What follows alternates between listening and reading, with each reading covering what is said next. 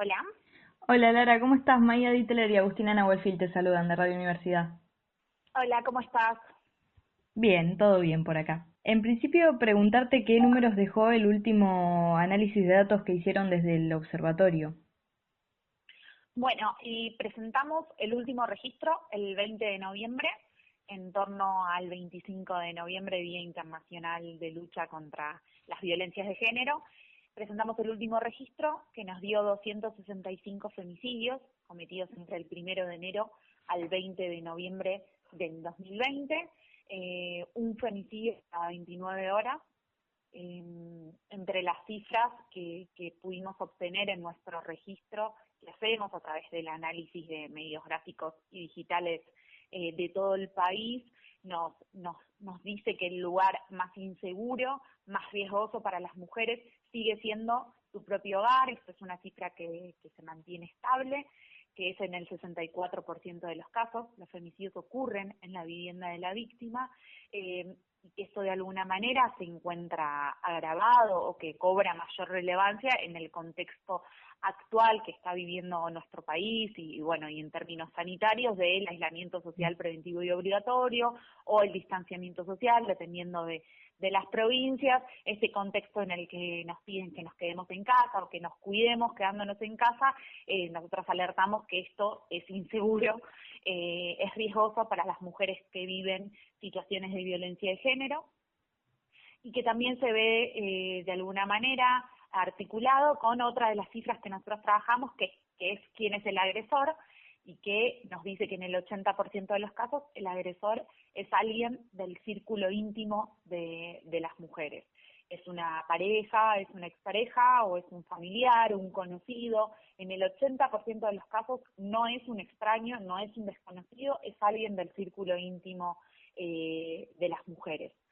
Entonces, esto de alguna manera nos demuestra nos demuestra y nos hace tomar conciencia de que aquella idea de que el riesgo estaba en el callejón oscuro o a la noche o en la salida, es que en realidad las alertas y el cuidado tiene que estar en la forma en que nos vinculamos y adentro de casa, ¿no?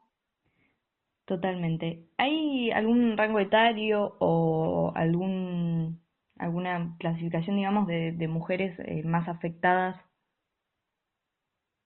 Mira, nosotros hacemos el análisis de los rangos etarios y entendemos que la violencia machista es un problema estructural que nos Ujú. atraviesa a todo el conjunto de las mujeres, ¿no?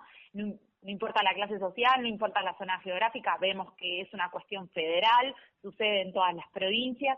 Sin embargo, sí podemos entender que suceden femicidios. Por ejemplo, cada 18 días es asesinada una niña menor de 15 años, y esto es muy preocupante porque Ujú. tenemos que trabajar fuertemente en la implementación de medidas de protección para las niñas que ven sus derechos vulnerados en su propio hogar, porque esto se encuentra también atado a que la violencia viene en el 64% es en casa. Entonces hay que trabajar en la protección de esas niñas y adolescentes, en la implementación de la ley ESI para poder identificar las violencias, los acosos, los abusos que viven las infancias en sus propias casas o en su círculo familiar. Por otro lado, también vemos la violencia a las adultas mayores. Tenemos casos donde suceden femicidios a adultas mayores de 60 años, que de alguna manera confirma esto que decimos. La violencia machista es un problema que nos atraviesa a todas de manera intergeneracional e independientemente de nuestras diversidades, ¿no? De una manera interseccional, como nosotros siempre lo pensamos, dependiendo de cada diversidad, de cada problemática, la violencia machista nos afecta y nos atraviesa, pero respecto a lo que son el rango etario, vemos que sucede en todas nuestras edades. Bien, ¿cuáles son los tipos de violencia que hay? Porque sabemos que no es uno solo y que bueno, que desde ya el femicidio es la instancia última, digamos, en este Sí, proceso. sí, tal cual como vos decís, justamente en nuestras redes sociales estos últimos días, y lo van a poder ver cargado en nuestra página web como una forma de recursero, estuvimos trabajando para poder concientizar acerca de otras violencias, a través del hashtag También es Violencia, para poder concientizar y reflexionar y poder estar alertas a otras violencias que, como bien vos decías, el femicidio es la expresión más extrema, es la violencia física, es la violencia más visible de todas las violencias, ¿no? Pero es la punta del iceberg. Abajo de eso hay una cadena de desigualdades y de violencias que constituyen y que reproducen las violencias de género y que de alguna manera habilitan la violencia más extrema, que es la física, y la representación más extrema, que es el femicidio. Entonces, previo a eso hay un montón de otras violencias, la violencia económica, la violencia, muchas veces la violencia sexual, que todas hemos vivido. A través de diversas encuestas vimos que en el 100% de las mujeres hemos vivido algún tipo de acoso en la calle, la violencia sexual, la violencia económica, la violencia simbólica, que la vemos no solo en los comentarios cotidianos y diarios de nuestra vida, sino también muchas veces reproducida por los medios de comunicación. En este sentido, nosotras tratamos de trabajar mucho en concientizar en los medios, las coberturas que hacen de los casos de violencia de género, las coberturas mediáticas que hacen sobre los femicidios, que muchas veces ayudan a reproducir estereotipos, a revictimizar a la víctima y no nos permiten ahondar, no les permiten a las audiencias ahondar y reflexionar acerca de la problemática estructural que nos atraviesa a todas las mujeres y disidencias sexuales sobre la violencia de género, la violencia machista. Entonces, en ese sentido, es importante reconocer, poder ver otros tipos de violencias que nos afectan y que de alguna manera en una red de sentidos permiten que o habilitan que cada 29 horas un hombre asesine a una mujer por la violencia machista. Bien, deteniéndonos en, por ejemplo, lo que es la violencia económica, ¿qué vivencias han compartido en las redes sociales y me podés contar como para poder identificar estas cuestiones que a veces comienzan siendo algo muy pequeño como un comentario y termina en un trágico final? Sí, claro. La violencia económica inclusive también, o la perspectiva de la economía y de la autonomía de las mujeres está siendo inclusive el eje de las políticas de género en esta gestión de gobierno. El tema del presupuesto con perspectiva de género, el ANSES trabajando con políticas para que las mujeres y disidencias y diversidades sexuales puedan tener un proyecto de vida autónomo y económicamente viable. Trata sobre esto, ¿no? Sobre tratar de trabajar sobre la autonomía económica, porque muchas veces vemos que la violencia económica forma parte de este entramado de violencias de género, de la desigualdad que hace que una mujer no vea o no tenga, mejor dicho, no tenga las posibilidades para poder salir de ese círculo violento, de esa vivienda. La violencia económica que nosotros expresamos a través de esta campaña son principalmente frases cotidianas, ¿no? Como que cuando una cobra el dinero y se lo da a su pareja, a su novio, a su marido, porque él lo maneja mejor, porque, bueno, te di plata para que gastes algo. Bueno, todas esas cuestiones de frases, en realidad lo que hacen es construir sentidos que hacen que nuestra vida económica, nuestra autonomía esté atada a un otro, que esté atada a ese hombre, que es el que lleva el poder económico en la casa. Entonces es importante ser conscientes de que esos comentarios, tal vez como vos decís, pasan de forma insignificante, pero que de alguna manera contribuyen a construir un escenario de dependencia con el agresor, y para eso también es importante mencionar las políticas públicas que estén destinadas a que podamos tener una vida autónoma e independiente con un proyecto económicamente viable, ¿no? Lara, ¿cómo hacemos para no contribuir a la invisibilización de los femicidios y bueno, de esta cuestión, de la realidad que nos están matando? Digo, ¿qué es lo que se puede Claro. hacer si uno no está en tema o si tiene un entorno por ahí un poco más conservador o atrasado en Sí, ciertas formas, digo? sí, está buena la pregunta que me haces, porque muchas veces desde los movimientos feministas entendemos que hay o consensos que ya se están dados, ¿no? Entonces entendemos la violencia física, la agresión física, el femicidio como su representación más extrema, entendemos que es algo que está visible en nuestra sociedad y que es algo que tenemos un consenso generalizado de que es algo que está mal, ¿no? De que no puede pasar más, basta de matarnos, ni una menos. Creo que en ese sentido logramos un consenso social acerca de visibilizar los femicidios, de la gravedad de los femicidios. Por eso también es importante trabajar sobre estos otros tipos de violencias que permiten y que contribuyen a un escenario de desigualdad entre los géneros, porque de esta manera nos va a permitir ver que los femicidios no son casos aislados, que los femicidios son producto de una sociedad desigual, que son producto de una cadena de violencias, de desigualdades que terminan en el caso más extremo y fatal, que es el femicidio. Entonces, me parece que está bueno trabajar en la concientización de otros tipos de violencias para poder ver que el femicidio no es un caso extremo, no es un hecho de inseguridad, no es que le pasó a tal piba o a tal mujer porque salía con un enfermito, o bueno, esas cuestiones que muchas veces vemos reproducidas en los medios de comunicación.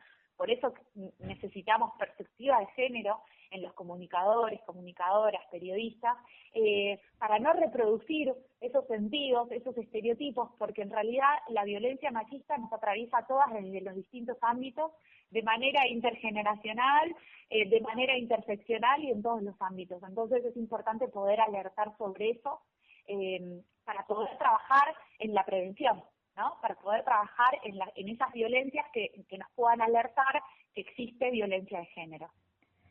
Ya que mencionas los medios de comunicación, Lara, me gustaría preguntarte qué te genera el comentario de la periodista María Isabel Sánchez acerca de que hay que educar a las mujeres desde chicas para no elegir hombres violentos. Bueno, es esto que veníamos charlando, ¿no? Es una cuestión de revictimizar a la víctima, porque aquella mujer que está atravesando una situación de violencia de género, lo primero que necesita es la contención y el acompañamiento de su entorno, no culpabilizarla y no responsabilizarla. En ese sentido, pensar que a las que nos tienen que educar son a nosotras, como si nosotras tuviéramos la responsabilidad de que vivimos en una sociedad desigual, en una sociedad que discrimina y en una sociedad que reproduce las violencias de género, es una mirada completamente errónea sobre la problemática de la violencia de género. Obviamente es completamente repudiable lo que dijo y es importante dar este mensaje de que nunca es culpa de la víctima, nunca es responsabilidad de la víctima, es responsabilidad del agresor y es responsabilidad del Estado implementar medidas y diseñar políticas públicas que ayuden y que contribuyan a la erradicación de las violencias.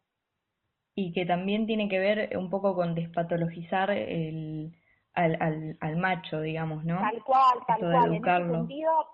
En ese sentido, por eso reclamamos perspectiva de género en los medios de comunicación, porque muchas veces tal vez no es con una mala intención, pero patologizar al agresor, al violento, estás construyendo un escenario o una situación como ficcional, novelesca, e inclusive en un plano de son unas bestias, son unos enfermos, inclusive lo hemos mencionado muchas veces cuando se titula violación en manada. No es violación en manada, no somos animales, somos seres sociales donde vivimos en una cultura y nuestra cultura es machista y por eso asesinan y por eso violan. No tiene nada que ver con ningún instinto animal, ni siquiera con ningún instinto sexual, porque bien sabemos que las violaciones no tienen nada que ver con lo sexual, sino que tienen que ver con una cuestión de poder y de dominación de los cuerpos. Entonces, en ese sentido, es que pedimos y que reclamamos y que exigimos, así como exigimos ley Micaela para los 3 poderes del Estado, exigimos también alguna ley Micaela para los medios de comunicación, para que los comunicadores y comunicadoras puedan informar y puedan comunicar de una manera responsable y con perspectiva de género. Bien, Lara, volviendo al último informe que presentaron y ya con esta pregunta te dejo, ¿qué pasa con aquellas mujeres que habían hecho una denuncia previa o tenían alguna medida judicial ya? Bueno, en nuestro último registro tenemos que 45 víctimas habían hecho una denuncia previa y 16 tenían medidas judiciales. Eh, Esto va en línea con lo que recién te venía mencionando. Exigimos la ley Micaela para los tres poderes del Estado y principalmente para el Poder Judicial y las fuerzas de seguridad, que son quienes tienen que proteger nuestras vidas, proteger la vida de las mujeres y de las disidencias que están atravesando situaciones de violencia de género. Es importante que puedan reconocer estas situaciones de violencia, no minimicen, no subestimen y que inclusive tengan una escucha activa a aquellas mujeres que se animan a hacer una denuncia. Sabemos que ese proceso es un proceso tortuoso, entonces es importante asegurar que las medidas que se tomen protejan la vida de las mujeres. Bien, es importante esto que mencionás porque, digo, ¿no? Con lo que le cuesta a una mujer o una persona en situación de violencia de género realizar la denuncia o animarse a hablar y encontrarse con gente que no responde, digo, eso contribuye a una perpetuación, digamos, de este problema. Claro, claro, tal cual. Se puede leer como un mensaje aleccionador, ¿no? Por parte del Estado, la ausencia del Estado cuando una mujer hace una denuncia o tiene una medida judicial que realmente no la protege. Aún así, es importante, o me parece importante, que no desalentar esto, ¿no? Todo lo contrario, alentar a que las mujeres puedan pedir ayuda. Tal vez recurrir a los canales, por ejemplo, la línea 144, donde te puedan asesorar de cuál es la mejor manera para salir, para poder denunciar o para salir de ese círculo de violencia o para poder hacer una denuncia y encontrar ayuda por parte del Estado.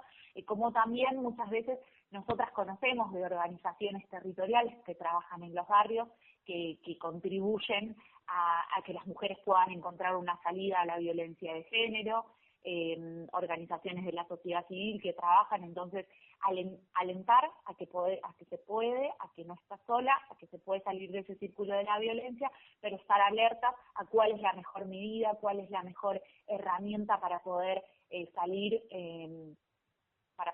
con vida, ¿no? Bien, y ahora sí, esta sí es la última. Si hay alguien en situación de violencia de género, una mujer en situación de violencia de género que esté escuchando y tiene la intención o está empezando a tomar fuerzas para salir de ahí, ¿qué es lo que debe hacer? Estar acompañada es lo que nosotras siempre recomendamos, no estar acompañada por estar, sino que realmente pueda ver que no está sola, que no está sola, eh, y trabajar fuertemente con el entorno de la víctima, ¿no? Además de la mujer que está atravesando una situación de violencia, las que somos amigas, hermanas, hermanos, amigos, poder acompañar a esa mujer que está atravesando una situación de violencia, porque realmente no está sola, porque puede encontrar redes de contención y redes solidarias que la ayuden. Así como hablaba recién de los canales del Estado, también estos canales territoriales, estas organizaciones, promotoras y promotores territoriales que trabajan en consejerías de género, en distintos puntos del país, de las ciudades, en los barrios. Esas son las redes que nos pueden ayudar a salir de un círculo violento, además de, como siempre, la línea 144 ante cualquier duda o consulta, donde hay un equipo interdisciplinario que las va a poder ayudar, que las va a poder asesorar, que las va a poder contener frente a las situaciones de violencia de género. Principalmente el mensaje que siempre tenemos que dar es que hay una salida sola. Bien, Lara, bueno, para poder ver estos informes, ¿querés dejar las redes del Sí, observatorio? pueden seguir en nuestra página web ahora que si nos ven.com.ar, donde están todos nuestros registros de femicidios, informes, campañas de comunicación, artículos que nos parecen interesantes compartir, como también así en nuestro Instagram o en Twitter, ahora que si nos ven 4, donde van a poder seguir todas nuestras campañas y obviamente ante cualquier duda o consulta también nos pueden escribir. Nosotros tratamos de colaborar desde nuestro lugar como organización, como observatorio, así que Los invito a que nos sigan y también nuestro programa de radio que tenemos los sábados a la tarde por FM La Tribu, a las 16, Modo Glitter, donde tratamos de hacer un programa de comunicación feminista. Muchas gracias, Lara. Te mando un abrazo grande y gracias por este laburo que hacen. Bueno, muchas gracias a ustedes por este contacto. Nos vemos.